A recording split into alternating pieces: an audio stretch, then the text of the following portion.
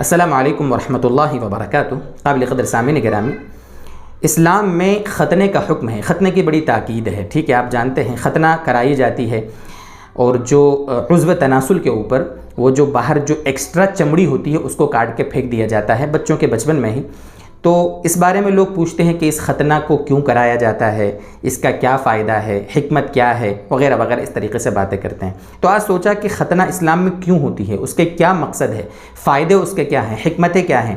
تو اس بارے میں کچھ 2-3 باتیں آپ سے ہم ڈسکس کرتے ہیں انشاءاللہ۔ اس سے ایک تو ہمیں یہ فائدہ ہوگا کہ اسلامی احکام پر ہمیں بصیرت حاصل ہوگی، ہمیں یقین ہوگا، ہمیں بصیرت حاصل ہوگی، ہمیں فخر ہوگا کہ ہم مسلمان ہیں، ہم اسلام کے ماننے والے ہیں۔ نبی اکرم صلی اللہ علیہ وسلم ہمارے نبی ہیں جو دین اور دنیا کی ساری بھلائیاں ہمیں بتا کر گئے، اور اسلام پر چلنے میں دین اور دنیا کی کتنی بھلائیاں ہیں، دنیا کے اعتبار سے کتنی بھلائیاں، آخرت کے اعتبار سے کتنے فائدے ہیں، یہ سب ہمارے اس اسلام میں الحمدللہ موجود ہیں۔ ہم فخر کے ساتھ کہہ سکتے ہیں کہ اللہ کا شکر ہے ہم مسلمان ہیں۔ خیر دوستو بزرگوں، جتنے بھی اسلام کے احکام ہیں، جتنے بھی، وہ سارے کے سارے ایسے ہیں کہ ان میں ہمارا دنیا کا فائدہ پہلے ہے اور آخرت تو ہے ہی۔ بہرحال جتنے بھی دین کے احکام پر ہم چلیں گے، آخرت میں ان کا ہمیں اجر ملے گا، جنت ملے گی، اللہ راضی ہو جائیں گے۔ اسی سلسلے کے ایک کڑی دوستو بزرگوں، یہ ختنہ ہے۔ ختنہ کے آج آپ کے سامنے ہم صرف 5 فائدے ذکر کریں گے، صرف 5۔ اگر آپ گہرائی میں جائیں، مزید ریسرچ کریں تو آپ کو 20 فائدے مل جائیں گے۔ باقاعدہ ریسرچ کی جاتی ہے، سائنسداں تحقیق کرتے ہیں، اسلام کے باقاعدہ اسلام کو بدنام کرنے کے لیے بہت سارے لوگ یہ پیچھے پڑتے ہیں کہ اسلام کے بارے میں نعوذ باللہ کیڑے نکالیں،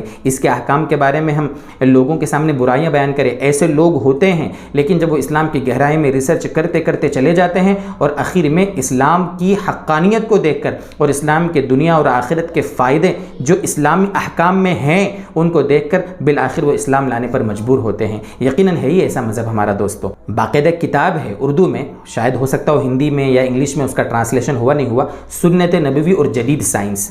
اس میں جدید سائنس کی روشنی میں نبی اکرم صلی اللہ علیہ وسلم کی سنتیں جتنی بھی ہیں ان سب کو سمجھایا گیا کہ دیکھو اس سنت میں یہ فائدہ، اس سنت میں یہ فائدہ، ایسے بہت سارے فائدے شمار کیے گئے۔ یہاں پر آپ کے سامنے بھی ہم جو شمار کرا رہے ہیں یہ اسی کتاب میں اور دیگر جگہوں پہ باقاعدہ ریسرچ کی گئی کہ ختنہ میں کیا فائدے ہیں، اسی کی روشنی میں آپ کے سامنے ہم یہ بیان کر رہے ہیں۔ حالانکہ ریسرچ کریں گے تو آپ کو 20 فائدے ملیں گے۔ سب سے پہلا فائدہ دوستو بزرگوں ختنہ کا یہ ہے کہ یہ اللہ کا حکم ہے، نبی اکرم صلی اللہ علیہ وسلم کا طریقہ ہے، تو گویا اس حکم پر عمل کرنے سے اللہ راضی ہوتا ہے۔ نبی اکرم صلی اللہ علیہ وسلم کی سنت پہ چلنے کی وجہ سے نبی اکرم صلی اللہ علیہ وسلم کی روح کو خوشی ملتی ہے۔ سب سے پہلا فائدہ تو یہ ہے۔ دوسرا فائدہ اس کا دوستو بزرگوں یہ ہے کہ وہ جو چمڑی ہوتی ہے جس کو اگر کاٹا نہ جاوے تو اس کی وجہ سے جو پیشاب کی نالی ہے اس میں پیشاب کے قطرے رہ جائیں گے، 1-2-3 بوند بھی اگر اندر رہ گئے تو اس کی وجہ سے پیشاب کی نالی میں انفیکشن کے بڑھنے کا خطرہ رہتا ہے۔ تو اس چمڑی کے کاٹ دینے کی وجہ سے، ختنہ کرا دینے کی وجہ سے اندر جو نالی ہے پیشاب کی اچھے سے صاف رہے گی اور انفیکشن کے خطرات بہت کم ہو جائیں گے۔ یہ دوسرا فائدہ۔ تیسرا فائدہ، جب وہ چمڑی وہاں ظاہر سی باتیں لگی ہوئی ہے تو انسان کو جب بھی پیشاب وہ کرے گا یا جب بھی احتلام ہوگا یا بیوی سے صحبت کرے گا یا جو بھی ایسا کام ہو تو اندر جو ویریہ ہے اس کے نطفے کے جو بھی ہیں اس کے قطرے اندر رہ جاویں گے، پیشاب کی بوندیں اندر رہ جاویں گی، جس کی وجہ سے اس چمڑی میں بھی انفیکشن ہو جاوے گا اور اس انفیکشن کی وجہ سے اندر بھی نقصان ہو سکتا ہے۔ یہ تیسرا فائدہ ہے کاہے کا، ختنہ کرا لینے کا۔ اسی سے ریلیٹڈ چوتھا فائدہ دوستو بزرگوں یہ ہے کہ ختنہ کرا لینے کی وجہ سے پیشاب کی نالی کے اندر ہونے والا کینسر اس سے حفاظت ہوتی ہے۔ ہاں، جب وہی قطرے بار بار اندر رکیں گے تو وہی انفیکشن آگے چل کر کینسر کا روپ بھی اختیار کر سکتا ہے۔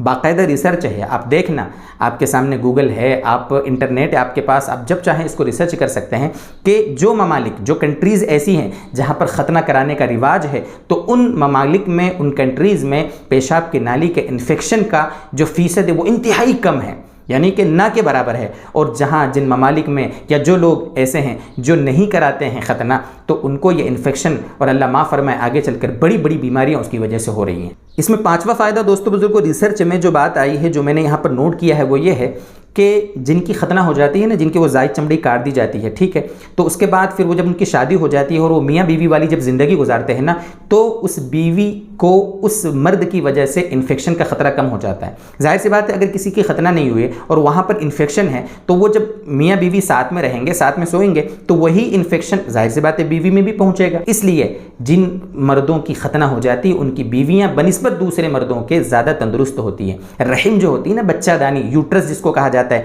اس کے انفیکشن سے بچانے کا بھی بہت بڑا ذریعہ ہے کہ مرد حضرات ختنہ کرا لیں۔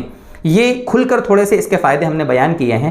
اس سے ہمیں یہ اندازہ ہوا کہ اسلام میں صرف ختنہ کا ہی نہیں بلکہ جتنے احکام ہیں، جتنے بھی احکام ہیں، آپ سنت نبی صلی اللہ علیہ وسلم کو گہرائی سے آپ دیکھیں، نبی اکرم صلی اللہ علیہ وسلم کی سنتوں کے بارے میں آپ سائنس کی روشنی میں ریسرچ کریں گے نا تو ایک ایک سنت میں آپ کو سینکڑوں فائدے نظر آتے جائیں گے۔ ہم دعا کرتے ہیں اللہ تبارک و تعالیٰ سے کہ اللہ تبارک و تعالیٰ ہمیں اسلام پر جمائے، اسلامی احکام کی ہم کو بصیرت دے، نبی اکرم صلی اللہ علیہ وسلم کی سیرت پر، نبی اکرم صلی اللہ علیہ وسلم کی سنت پر ہمیں موت تک اللہ تعالیٰ چلاتا رہے تاکہ دنیا اور آخرت کی بھلائیوں سے، بہتریوں سے اور فائدوں سے ہم خوب مالا مال ہوں۔